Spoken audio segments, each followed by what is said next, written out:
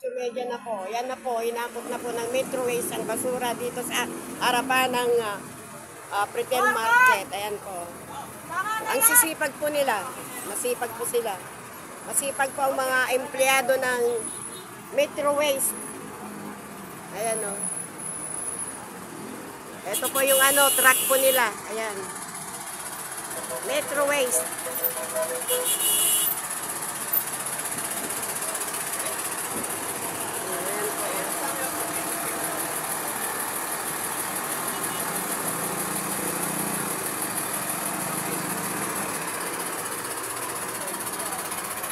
Kasi pag hindi tatanggalin ito, mamamaho po yung yung daan po dito sa harapan ng metro, dito sa may harapan ng Pretel Market.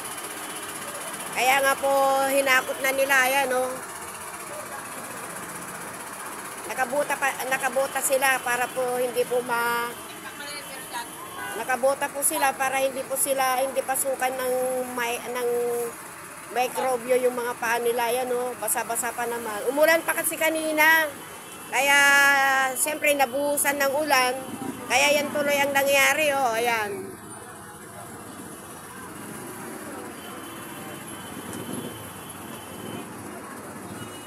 Kaya ang katabi pa naman nito yung gulay, ayan Ayan, pinapaypayin po niya para hindi dapuan ng langaw.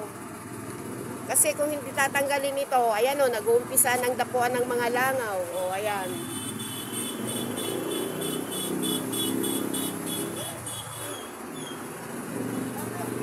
Dapat ito yung malaki ang sweldo yung mga ganitong yung mga naghahakot ng basura. Sabi daw sa Amerika, yung mga ganitong trabaho, ito daw yung mataas ang sweldo. Bakit dito sa Pilipinas daw, bakit yung mga ganitong trabaho, ang baba daw ng sweldo daw Sabi daw Sabi daw yung sabi ng mga nasa ibang bansa.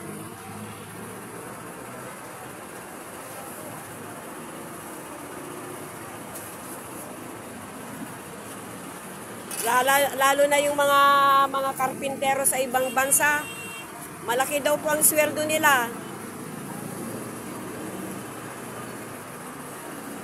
Sana dito din sa Pilipinas yung mga karpintero, mga ganitong trabaho, sana itaas din nila ang sweldo nila.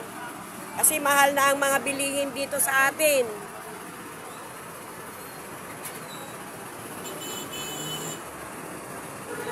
Ang sipag pa naman nila.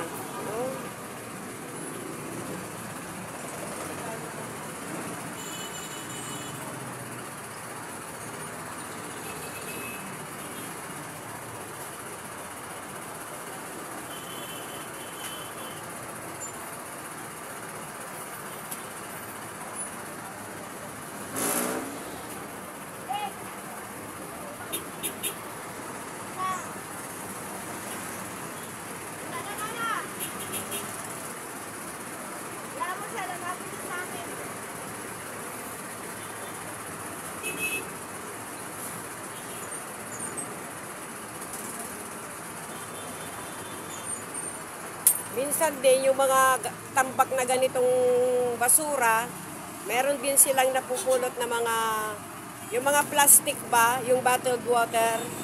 Yan, pwede kasi, tapos iniipon po nila, pwedeng ibenta nila po yan sa junk shop. Kagaya po yun, Yung plastic bottle na yun.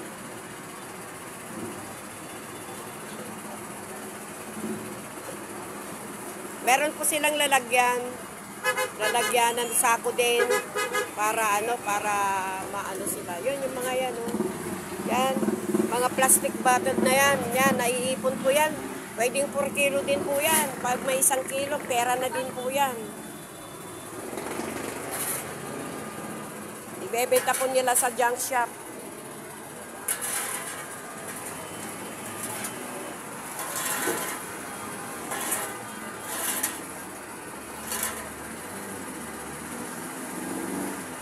Sige.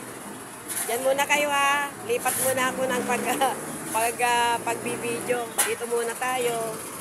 Ito po ngayon, ang kalagayan ng ano. Ayan o.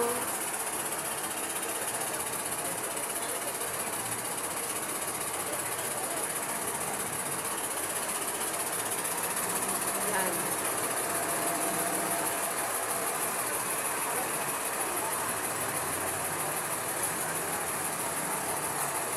Medyo ano na ngayon, traffic kasi ano eh, yung mga iba, meron na ngang pasukan na ngayon eh, yung mga private na iba. O kaya yung nandun po sa kabila doon, traffic na din. Ano kagawad?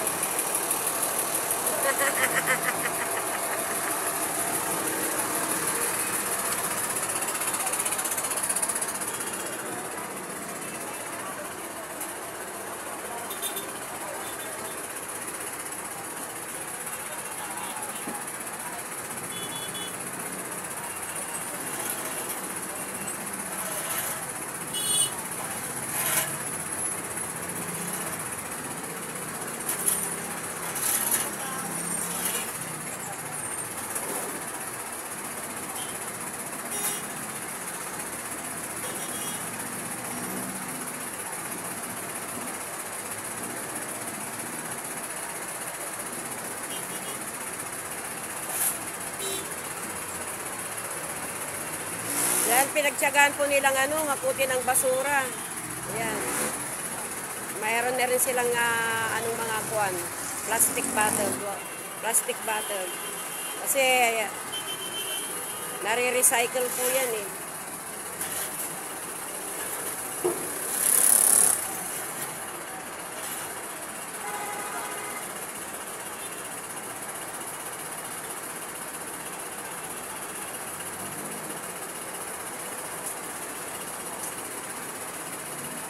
Bye everyone! See you my next video. Please subscribe, like, and share. Ayan po. Ang sisipag po nila. Sipag-sipag.